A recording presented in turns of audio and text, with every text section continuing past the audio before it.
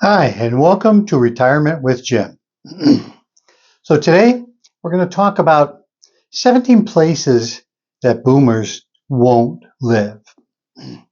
So before I get started, if you like my content, please hit the like and subscribe button, and feel free to leave comments.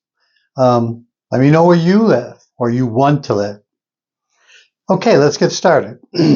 So a lot of places people boomers don't want to live, and probably the Gen X generation coming behind it is going to have to quickly figure out themselves where do you want to live in retirement. You're going to have to start doing your research on what you like and what you don't like. Now, this survey came from Redfin, um, which looked at a variety of different things, such as cost of living, property taxes, taxes overall, quality of life, um, transportation, and surprisingly, jobs too. As more people are having to make a decision to possibly do some work in part-time work or a side gig in retirement. So with that, and these are not necessarily in any particular order, but the top three are probably the most important, and they are starting off with California. Now, bear in mind, I'm looking down. I got my notes. I got 17 places to remember, so I'm kind of going to be looking at my notes here a little bit. So, California.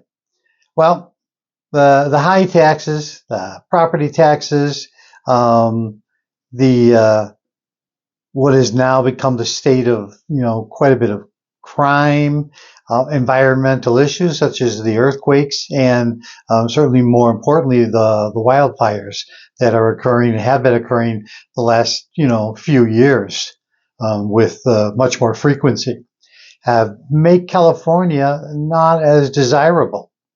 There's a large homeless population, which adds to the crime factor. So, might be a beautiful place and a great place to maybe vacation, but not necessarily a great place to live anymore. Next one is New York, New York City. So New York has very high real estate prices. They also are subject to a lot of high crime. Um, Finding affordable rent and housing in New York is just extremely high and very hard. Um, the cost of rent is up in the Northeast quite a bit, substantially. The next place is my hometown, Illinois. Now, I came from Illinois when I was 45. At 45, I decided to relocate to where I live now, which is Arizona. I love it. I moved because of the taxes that were just 20 years ago on the incline, and also I wanted to be where it was warmer. I had gotten quite tired of all the cold. So Illinois has got a high cost of living. The taxes are getting to be quite high. Property taxes, the income tax there, and the infrastructure. Your public transportation is starting to decay there. Is starting to see signs of aging, and it's not as good as it used to be.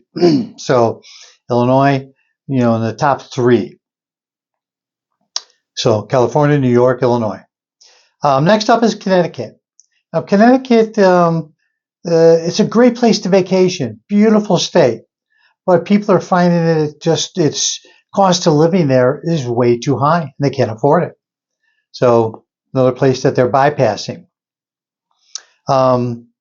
Next is Louisiana. Louisiana has a lot of potential for natural disasters, hurricanes. Excuse me. The hurricanes, as well as then the costly repairs and the work you have to do to get things back to normal. Excuse me. And how often you suffer through these natural disasters? How often you have to rebuild So rebuilding and, and the repairs, once you're retired, it's not a thing you want to do. Next up is Michigan. Michigan, quite honestly, just cold and snow.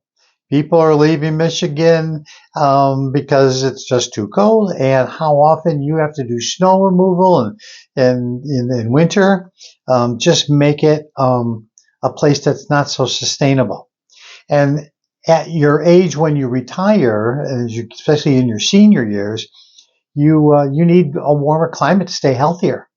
So the cold is not necessarily your friend when you're in your 60s and 70s. It starts to work against you. I know that's one of the things I did. I left Illinois because I didn't like the cold and the snow. So go next to each other. So next up on the list is Maryland. Now Maryland, which is in close proximity to Washington, D.C., the politics, all the things that go on. Maryland has a pretty high crime rate, and it has a struggling traffic infrastructure system that is just not aging very well. So your ability to get around transportation-wise is an important thing once you retire, because at some point you might not be driving. You may rely on public transportation. So it's something to consider.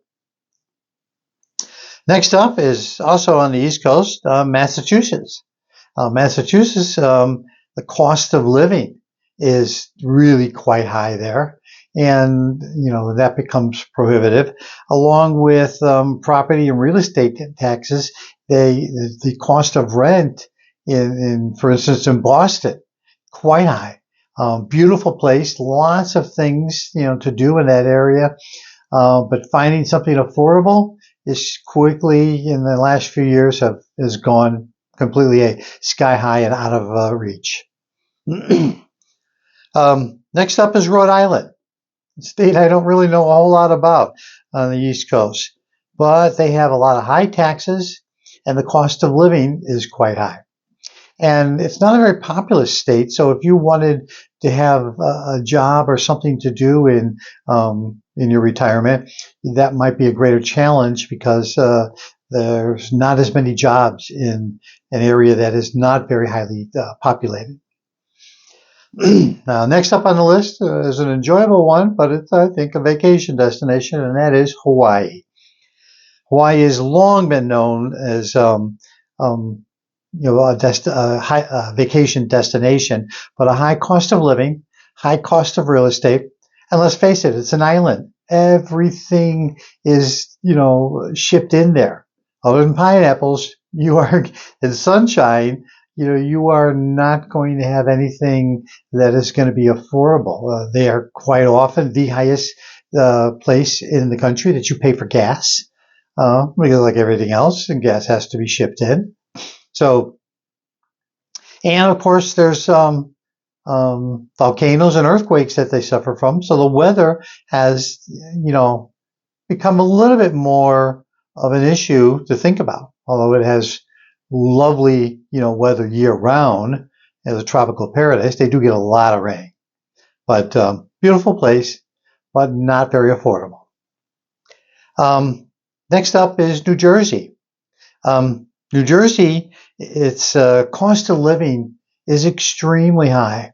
The real estate, and one town in particular, Newark, its cost of living is 18% above the national average. It's tremendously high. Used to be a place that people lived all their lives and had retired and stay there. Not anymore. It's not affordable. So next up is Nevada. That one kind of surprised me. I thought Nevada would be a little bit more affordable.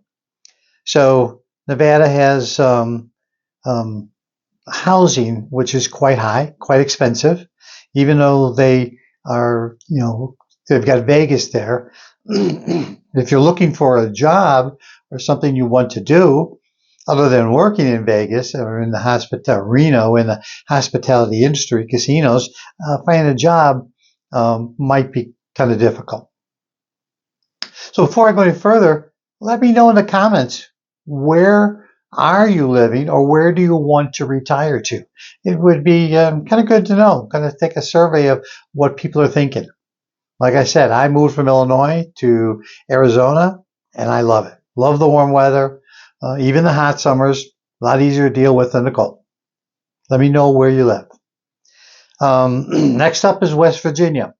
Now, West Virginia, which was highly dependent on the coal industry, which is now seen a decline, is a tremendously poor area, and it has one of the poorest healthcare areas in the country. So if you're at an age when you need your healthcare, they're rated very poorly, and they don't have good healthcare systems. So next up, opposite side of the country, Alaska. Well, obviously Alaska, cold. You gotta love the cold to live in Alaska. They have harsh climate, and they also are dependent on the oil industry, which has done a lot of jobs in that area due to the drilling that takes place and the oil. But along with that, the cost of living is much higher there, and the infrastructure is always a little bit leery, because there's plenty of places you can't get to other than by boat or by plane. So their infrastructure doesn't support the what I call the senior citizens living there. And the next up is Mississippi. Now, Mississippi, they still suffer a lot of racial tension. And the poverty there is quite high. Along with that, finding jobs, if now something to look at, is another thing, because it's so rural. There aren't many jobs, and the availability of them is very scarce. So another place that people do not retire to. Next up on the list is Oklahoma. Now, Oklahoma has a lot of extreme weather issues, a lot of tornadoes, a lot of storms.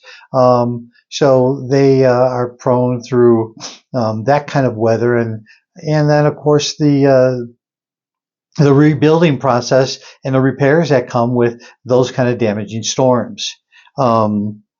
There is also really no public transportation infrastructure in the state of Oklahoma, making it a really difficult place that if you don't have your own vehicle and your ability to drive, you're going to find it very difficult to get around.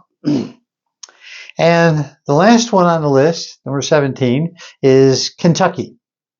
So Kentucky is another one that lacks public transportation system. It's not really well known for other than a couple of cities, Lexington and maybe Paducah. You might be near some of those towns to be able to find jobs. So it's got a very poor infrastructure system, and the cost of living there is moderate, but it's been climbing in the last few years. So those are my 17 places that boomers, and I dare say that the Gen X generation coming up behind us has got to be thinking about where they are going to live.